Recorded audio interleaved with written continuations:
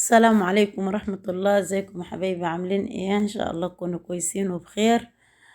نبدأ الفيديو بتاعنا طبعا كالمعتاد بالصلاة على النبي. اللهم صل وسلم وبارك عليك يا حبيبي يا رسول الله.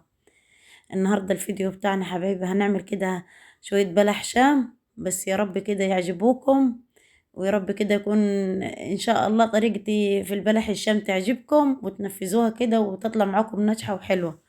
لان ان شاء الله احنا بنقول بسم الله، وان شاء الله كده الطريقة تطلع ناجحة كده وحلوة. وخليكم معايا كده خطوة بخطوة وهنعملوها مع بعض. طبعا اول حاجة حبايب قلبي هعمل الشربات بتاع بلح الشام. الشربات بتاعها طبعا عبارة عن كوبايتين سكر واربع كوبايات مية وليموني، يعني ليمونة كاملة، عشان انا بزود المية شوية في الشربات عشان احنا ما بنحبهاش مسكرة خالص، يعني بنحبها ايه، السكر بتاعها يكون مظبوط. هنحطها كده على النار تغلي وهتتقل معانا كده وهنشوفها مع بعض. بصوا، تقلت كده واستوى الشربات كده، اعتبر استوى تقلت. لان البلح الشام، ويعني بص البلح الشام من الحاجة اللي هي تحب الشربات تقيل، ما بتحبوش ايه خفيف كده. هنعمل العجينة بتاعت بلح الشام. كوباية ونص مية، وكوباية ونص دقيق، وربع كوباية زيت. طبعا احنا كده جبنا الحلة وحطينا كوباية المية وحطينا عليها الزيت، وهنحطها كده على النار عشان تغلي. طبعا هنجيب كده الدقيق هنحطه في طبق، الكوباية ونص هنحطهم كده في طبق، وهنجيب عليهم معلقة نشا. هنحط عليهم كده ايه معلقة نشا وذرة ملح وهنقلبهم في بعض.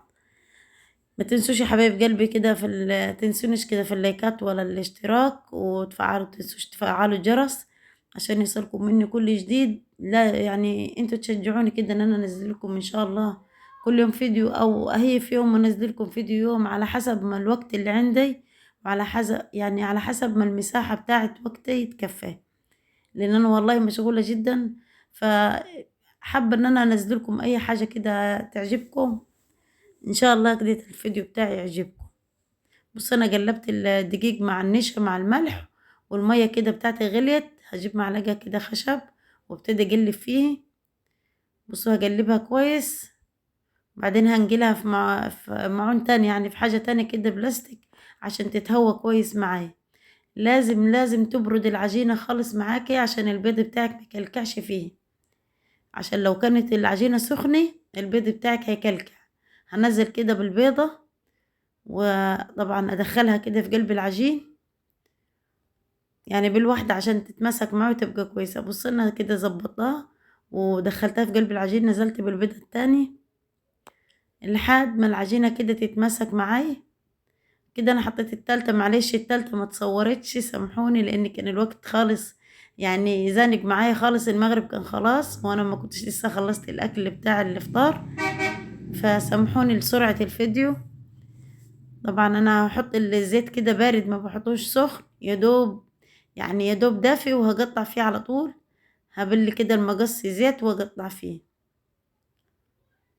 بصوا كده هو في الزيت شكله يعني منفوخ كده وحلو وفانش وحلو وشكله. بصوا شكله والله التليفون ظالم اللون بتاعه بصراحة، لانه هو لونه في الطبيعة بصراحة جميل جدا، جميل لونه كده اصفر كده حلو.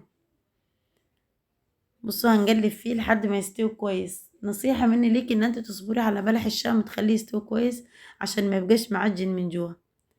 بصوا كده انا حطيتها في الشربات التقيل. لازم الشربات التقيلة يا حبايب قلبي عشان هو اللي بيخلي يعني ما بيخليش بلح الشام يعجن. بصوا كده احنا يعني عملنا كده بلح الشام. يا رب كده طريقتي تعجبكم وتنول اعجابكم، ويكون الفيديو بتاعي خفيف عليكم.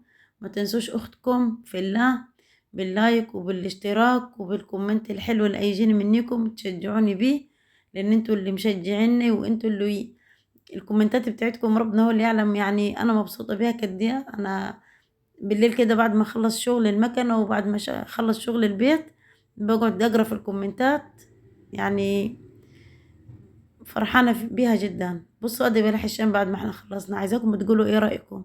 والسلام عليكم ورحمة الله وبركاته.